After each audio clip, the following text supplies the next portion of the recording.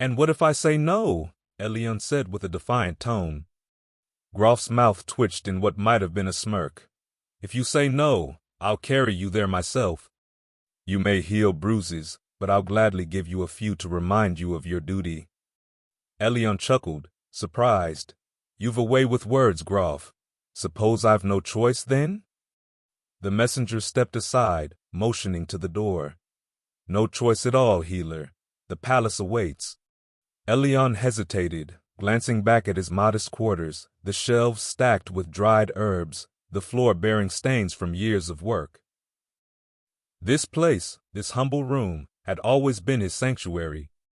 But he could see in Groff's stance that the invitation was no request, it was an obligation. The old farmer, now standing, patted Elion's shoulder. Go on, lad, he said with a rough chuckle. You're fit for more than patching us up. Maybe even kings need a dose of that rough-hewn care. With a resigned nod, Elion set aside his tools. He grabbed his leather satchel, filling it with familiar remedies, knotted roots, dried petals, a vial of honey-colored tincture, and the vase of olive oil. He wouldn't be able to predict what awaited at the palace, but he would come prepared. Lead on, Groff, he said, tightening the strap over his shoulder. Groff grunted approval, turning on his heel. Outside, the last light of dusk melted into the shadows. And as they walked, Elion took in the fading comfort of his small world, the place he'd built with purpose and care.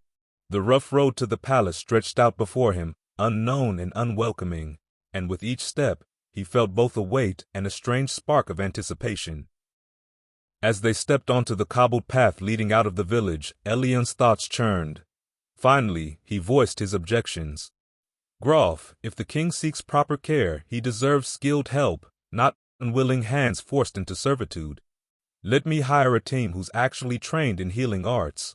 An aromatherapist would know how to calm and soothe the king's spirit, a second physician could lend their expertise, and an herbalist, one who's practiced in their craft, could be invaluable. We could truly offer the king the best care. Groff grunted, clearly unamused. Hire more physicians, experts. You're dreaming, healer. The king won't throw coin at those who aren't sworn to him. He wants obedience first, skill second. He narrowed his eyes, casting Elion a sidelong glance. He won't tolerate arguments, nor do I.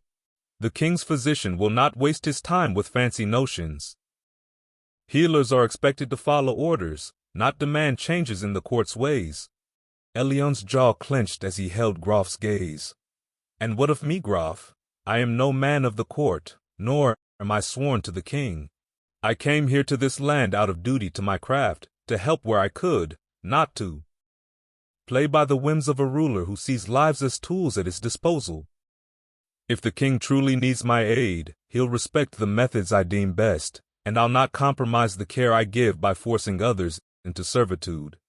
His voice softened slightly but held its firm edge. If the king values healing, he should value healers, not merely demand their obedience. Groff's jaw tightened, a flicker of frustration crossing his face. The king's summons is not a suggestion, Elion.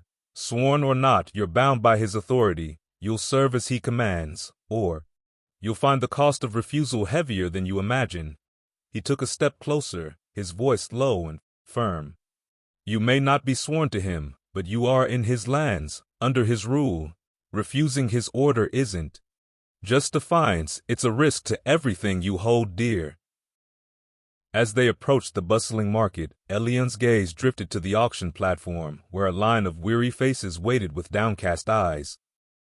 He felt a pang of indignation rise within him, and he stopped short, looking Groff directly in the eyes. Look at them, Groff. These people didn't choose this fate.